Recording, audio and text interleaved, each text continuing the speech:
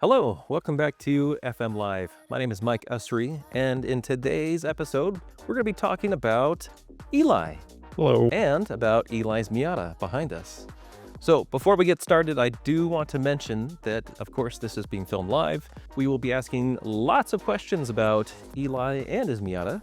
But of course, if you have any of your own questions, things that you'd like to know about the car, what Eli does here at Flyin Miata, any of that kind of stuff, drop it down in the comments below and we'll stop and get some of those questions hopefully answered along the way as well. So without further ado, Eli, Yes. nice to see you. Nice to see you too, Mike. Thanks for joining us. Of course, anytime. So tell us, Eli, what do you do here at Flyin Miata? I'm part of the shipping department here at FM. I put stuff in boxes, take stuff out of boxes, put it in other boxes. A lot of box stuff. Excellent. So for those that probably don't know Eli, how long have you been here? I've been here roughly like 5-6 months, something like that. Yeah, I love it so much so far. It's been great. And that wasn't sarcasm. No. Couldn't possibly be. Wink if you're okay. Once for yes, two. No, sorry. So you work here. You've been doing Miata stuff for a while because, like, obviously you've had a Miata since before you came and worked here at Flyin Miata, right? Yeah, multiple. So let's start by talking about this one, the one that's here behind us. Okay. What is this car, and why is it special? This is Stanky. As you can see, this is my 1990 classic red NA. She's great. She's got just under 250,000 miles on her right now. I bought her with right around 190. So in the past 3 years, I've put about 50,000 miles on her. She's not the prettiest. She's a little rough, but she's a good driver. Still naturally aspirated. Yeah, it's on coilovers. It's a good little ride. I love this car. So let's go through some of the modifications because you mentioned a few of them, but let's actually showcase them a little bit because obviously, you know, we want to see what you've done a little bit. Like they're stock seats, and Yeah. I want to know what kind of coilovers you have. So can you walk us through? Let's start with like exterior stuff. So like, Okay. what have you done body wise to the car? Yeah, not a lot of cosmetic has been done to it quite yet, but I've got a eBay special front lip on there. I've got, let's see, I'm on BC series B or BC coilovers, BR series. I put some mud skirts on the back. Other than that, on the exterior, not much done. Mud skirts.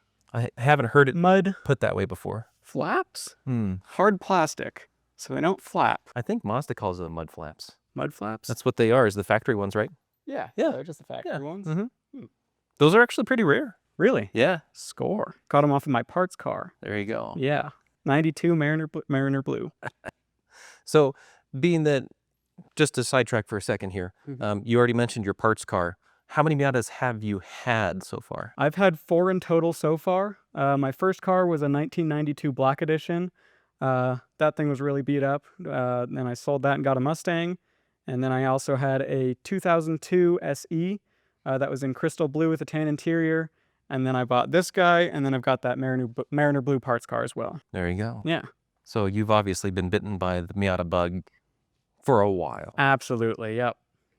So the first one that you had, how old were you when you got that car? I believe I had just turned 15. I'd had it for a while before I had my license even.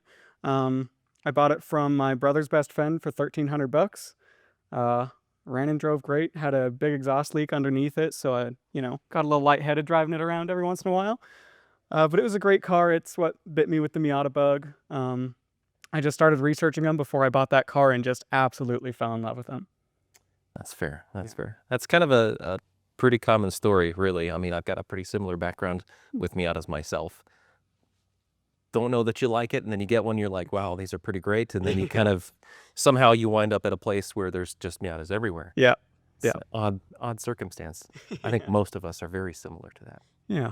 Strange how that works. Yeah. So back to the car. Show us a little bit about, like, talk about your seats, your interior, that kind of stuff. And then maybe we'll jump in, talk about engine bay stuff and see what kind of horsepower we're dealing with. Yeah, all that horsepower under there. So on the interior, I've just got some NB2 tan surfboard seats. I just got those from our sweet Mike over here. He gave those to me because my old cloth NA seats were very ripped up and they didn't look the greatest in there. But now I've got these tan NB2 seats in here. I've got our short Cobb shift knob. Not much other for modifications on the interior. I'm really just trying to get it to be a reliable, confident driver that I can use every day. So I haven't spent much time on the cosmetics. I see a mod right there. You do? Oh, yes. Just today, Forgot. I put on our door bushings. Ooh. Ready for this? Right. Oh, so solid. So satisfying. Yeah. Yeah. Love it. So, Eli, Yes. about shipping, what is your favorite part about boxes? Tell us more. Part about boxes. Man, Mike, that's a deep question. I don't know if I can get into all that on just alive. Well, you know, there's a lot of people, we get questions about, are you hiring? I want to work at Flyin Miata. So people want to know, yeah. what do you like the most about being in the shipping team? I like looking at all the different parts we have. There are a couple times where I've pulled parts that I didn't even know that we sold, and I had bought that later that day, actually. Yeah, I love like when I get an order in and I see that it's got like a lift kit and suspension and stuff like that. I know somewhere out there's a Miata getting lifted and it's going to be driven like crazy. Or, you know, putting big suspension packages together, big engine packages, turbo kits. I just know that there's a Miata out there that's going to be, you know, ripped on. Just someone's going to be having a ton of fun with it. I love that. Yeah. Yep. I totally agree. Oh, yeah. Kind of exciting to come out and see all the different bits and just walk down the parts aisles and look at shelves and see, oh, man, yeah. Do I need that? I think I probably need that. Yeah. Everything out here is for Miatas. That's right. Heaven. Yes. Yeah. Well, excellent. So, back to the Miata a little bit. Yes. We haven't talked about your suspension. You said you've got BC Racing coilovers. Mm-hmm. What other suspension mods do you have? How do you like it? Yeah. What do you think? So I bought the car with the BC coilovers on it. I probably would have gotten our VMAXs over here if I was going to purchase some. But I do love the suspension. It, you know, rides great on the highway, handles great on the back roads. Other than that, I don't think I have any other suspension mods. I'm still on stock sway bars, stock bushings. I think I might have extended tie rod ends, and that I think is the only other suspension piece other than my coilovers. Got it. Yeah. Okay. Brakes, chassis bracing, Nada. nothing. Nothing. Totally stock. Totally stock. Okay. Yeah. So have you driven, since this car is relatively stock in that manner, Mhm. have you driven other more modified NAs? Yeah. And what do you think difference-wise? I love them. I mean, I love all Miatas. But I drove I believe it was a 92 with a Kraken turbo kit when I was a car salesman. And that one had full chassis bracing underneath it with the butterfly braces and strut tower brace and everything like that. And it did feel a lot tighter, and I'd like to get mine there at some point. Gotcha. Yeah. So plans for the future on this car, Mhm. would you say that that's one of the first things you're going to be doing, or do you have already a kind of a to-do list of what you want to do to the car? Yeah, so like I was saying before, I really just like to get it to be reliable and confident for now. So like I've got a bunch of parts sitting at home right now, just maintenance stuff. I need to do ball joints, tie rod ends, normal stuff like that to get it to be a good basis. And then probably bracing and sway bars is the first fun thing I'm going to get. Makes a big difference. I'm yeah. sure. For, Yeah. Especially for a street car. Oh, yeah. Absolutely. Yeah. I'm still kind of teetering on whether or not I want to do a roll bar. I know it stiffens it up a lot, but it's not my favorite aesthetically. But you have a hardtop on. I do have it, but no roll bar. Right, but you can't even see the roll bar. You can through the back window. I'm picky like that. I like my aesthetics. I get it. Just don't look at my dents. Mm. I said don't look at my dents. All right. So to distract from the dents, Eli, tell us about your engine bay. All right. Because that's where the most interesting stuff happens. Yeah, of course. So one of the mods I have done recently, I believe last weekend. Oh. The fancy Flyin Miata hood struts here. And then I've also got our Randall intake, some fancy plug wires on there. You can see my BC coilovers from up here. Fancy Flyin Miata radiator cap. Adds about 15 horsepower, I think. Yeah, but other than that, my engine's pretty stock as well. So obviously you've had this car in the dyno, and we want to know how much horsepower it makes. Well, it couldn't get traction on the dyno. There's so much power. Yeah. And it wasn't the bald tires? You know what? Oh. Hadn't even considered that.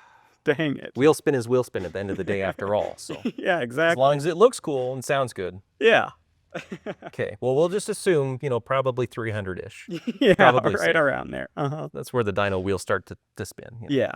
Well, especially after the Randall intake, I can't even get traction in six. That thing had so much power. I know. Yeah. Well, I'm good. I'm glad to hear that. So Yeah.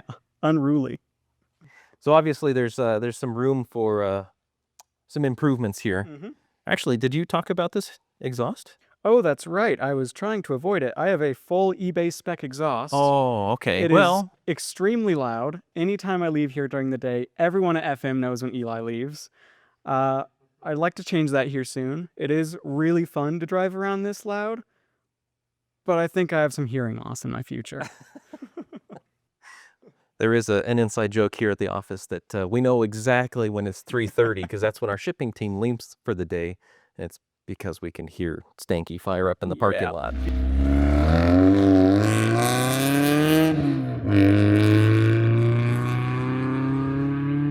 So anyway, besides the eBay spectacular exhaust you have on there, what plans for the engine bay do you have in the future? I'd like to just kind of get it looking nice, clean it up better. I need to do the valve stem seals, stuff like that, normal maintenance stuff. And then like a strut tower brace, simple stuff like that, but I'd really like to keep it naturally aspirated. I know it's a bit sacrilege here at Flyin Miata, but I don't think I'm going to put a turbo on Stanky. So, just so that way the viewers know, Eli hasn't driven many of our turbo cars yet. That's true. That's likely to change in the near future because he's finally a permanent member of Flyin Miata's crew. So now we can actually get him on insurance and make sure that he gets to experience a little bit of what a Flyin Miata actually is. Right. So, well, like I've been telling Mike, I don't need power to make up for my driving ability. That's okay. That's all right. There is no wrong answer when it comes to Miatas. All right. Except that you own a 1.6 and it's naturally aspirated. Whoa, buddy. So I like all Miatas. We'll let the commenters tell us, what should Eli change? Should he put a turbo in there?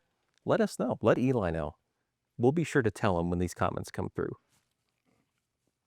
Let's go ahead and jump straight to the lightning round. Oh boy. So you ready? I'm ready. Okay.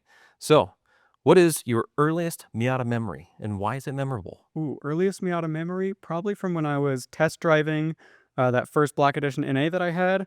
The guy I was buying it from went around a roundabout faster than I have ever been, and that's kind of what bit me. Nice. Yeah. Excellent. Very good. You already actually talked about this a little bit earlier where I asked you about how many Miatas you've owned. And you said 4. How many do you currently own?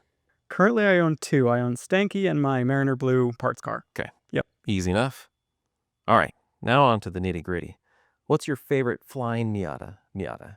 Ooh, favorite. I know you haven't Flyin driven all Miata. of them yet. But... I know. Aesthetically, I'll say. Sure. I love Pepper. Red 1.6 NA. Gotta love that. Turbo. Okay. Chill, Mike. Yeah, I think Pepper's probably my favorite right now, but I'll report back after I drive them all. That's fair. Yeah. That's fair. Yeah. Okay.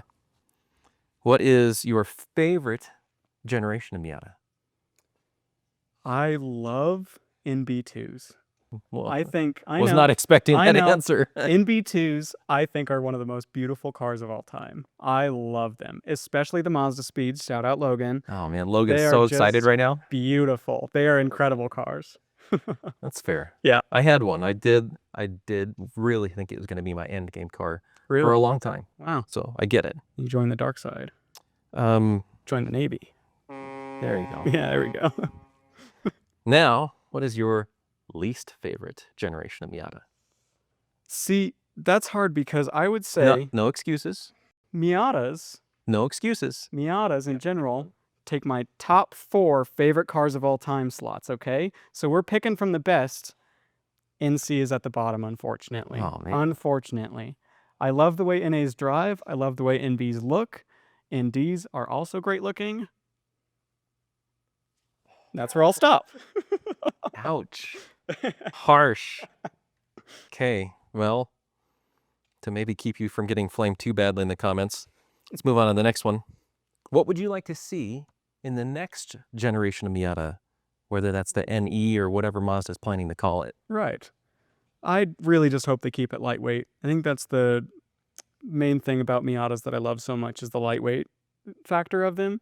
And so if, it's fine if it's hybrid or electric. I don't really mind as long as they make it fun and as long as it stays like 2,500 pounds-ish.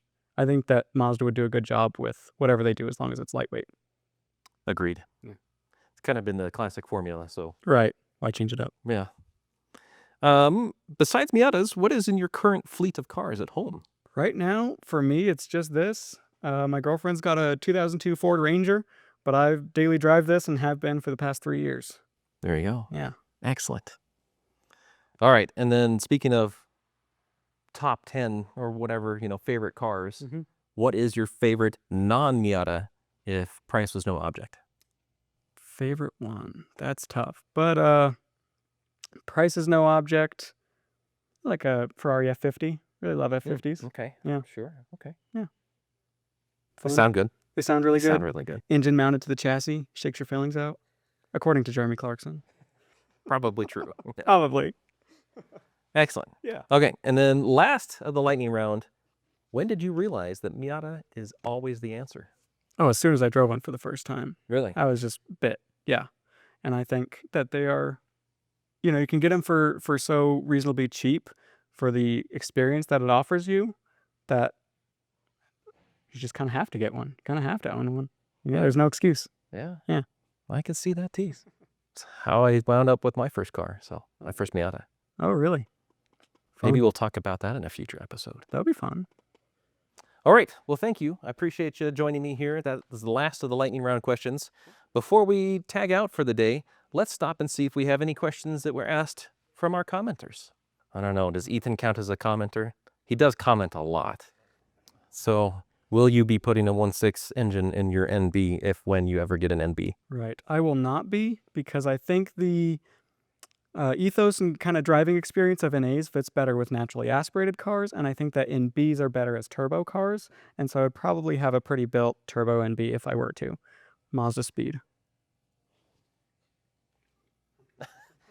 Ethan is not amused. Come on. He doesn't know what he's talking about. If you do have any other questions about Eli and his Miata Stanky, feel free to drop them down in the comments below. Of course, when this video gets posted to YouTube, we will continue to keep an eye on comments and questions and answer them there. Obviously, if we have any fun updates about Stanky, maybe this undergoes a pretty extreme transformation in the future, we might feature Stanky on a future episode of FM Live and show you what's been done to it. Since Eli's pretty fresh here at FM, I would imagine that there are a lot more upgrades for Stanky in the future. Yeah. Just got to get you in some of our cars first and let you experience it. Yeah, maybe. We'll see. Yeah. We'll see. But anyway, that's it for today. I appreciate everyone that wanted to check out Stanky and see what kind of cars our employees drive. If you have any more examples of topics that you'd like us to talk about, drop those in the comments. We always really appreciate suggestions for what to talk about and what to cover in future videos. Also, of course, if you have any questions for us as employees or about our parts, feel free to reach out directly and we'll help you out as much as we can. And of course, as always, we will have another FM Live next week. We'll also have some announcements about our upcoming summer camp that will be coming up here in just about 2 weeks, starting June 10th. We'll post some more information about that in the description as well if you need to find out more info about summer camp. But for now, we appreciate it. Thanks again. We will see you next time. Goodbye.